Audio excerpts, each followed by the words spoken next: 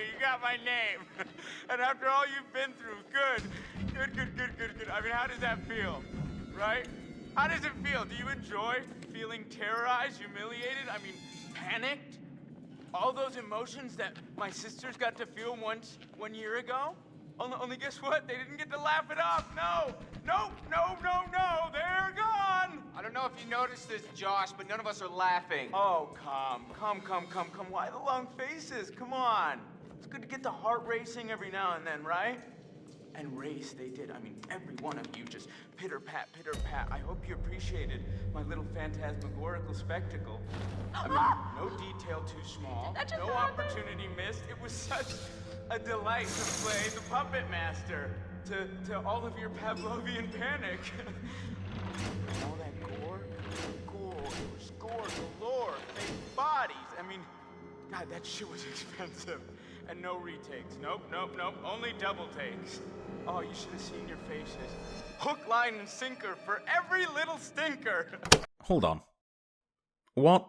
Now, if you've never played Until Dawn, I recommend you do before watching this. Or you can go watch my Platinum video instead, that'd be nice. Because I'm going to be talking about the characters and events in the game with the assumption you already have a basic knowledge of what's going on, so ye be warned, spoilers ahead.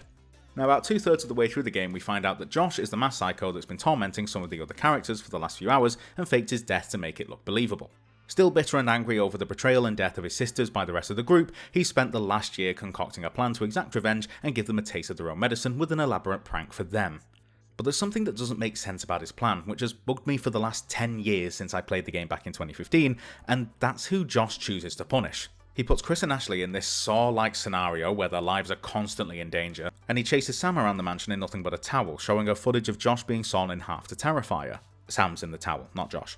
Meanwhile, Matt and Emily are completely absent during this part of the game, and everything that happens to Mike and Jessica are completely unrelated to Josh's plans. Now admittedly, there's the possibility that Josh had plans for all these other characters after he'd had his fun with Sam, Chris and Ash, but assuming that's not the case, we can only go with what we see in the game, which is his torment of these three poor unfortunate souls. Now let's go back to the night of the prank and see what everyone was getting up to right before the prank took place. Jessica seems to be the main spearhead of the prank, who quickly ropes in Mike and Emily, who are more than willing to participate.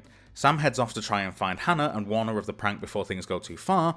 Matt and Ashley are T-posing in the living room, so it's unclear how much of the prank the two of them know about, but they're still actively taking part when things get going, so let's throw them in the guilty pile just to be safe. And lastly, we have Chris and Josh, who are both passed out drunk in the kitchen, and therefore completely unaware of the prank and unable to do anything to stop it. So if you make a handy-dandy Venn diagram of everyone who was directly involved with the prank, and everyone who Josh directly punished and tormented 1 year later as revenge, we get this outcome.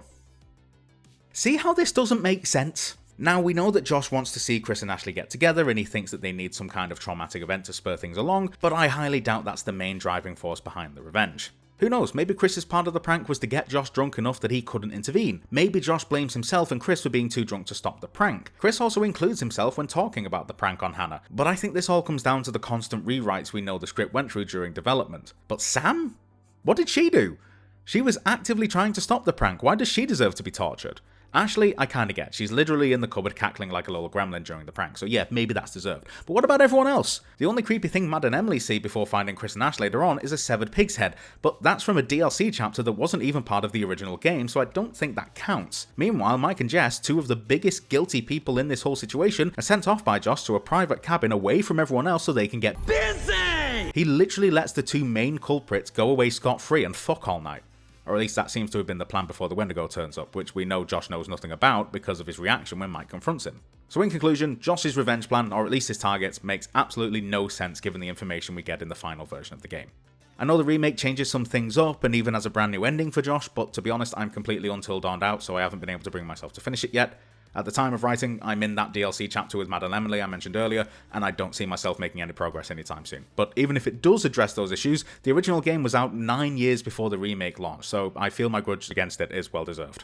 Also, side note, one of the most iconic horror games of recent history was coming up on its 10-year anniversary, and you decided not to wait for that milestone to release the remake, and instead drop it 1 year early? Who made that decision? Who greenlit that?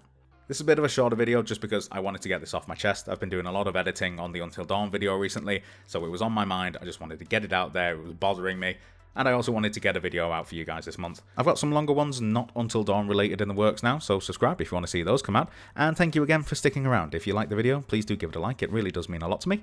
And I'll see you in the next one. Bye.